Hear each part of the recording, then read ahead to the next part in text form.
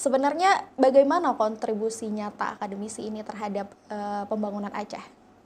Sebagaimana apa yang kami geluti dan kami pahami, sebagai ada 3 tridharma pendidikan tinggi yang selalu kami pegang, yaitu pendidikan, penelitian, dan pengabdian masyarakat.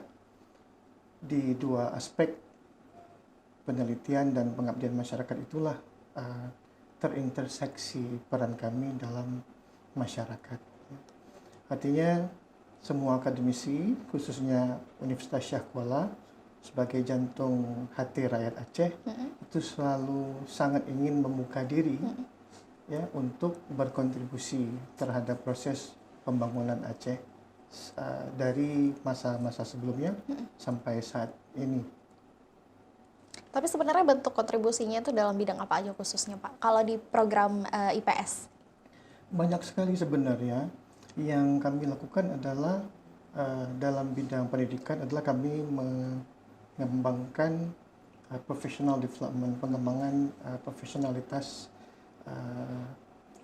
pegawai negeri, katakanlah seperti itu, pada berbagai instansi ya, di bawah naungan pemerintah Aceh. Namun juga kami juga membantu berdasarkan permintaan dan isu-isu yang menarik selama ini. Apabila memang dibutuhkan kajian-kajian, 3 isu besar yang kami selalu gaungkan, yaitu sosial, di mana ada pendidikan dan kesehatan di situ. Setelah itu ada tata kelola pemerintahan yang transparan dan akuntabel, dan yang terakhir adalah pengembangan ekonomi.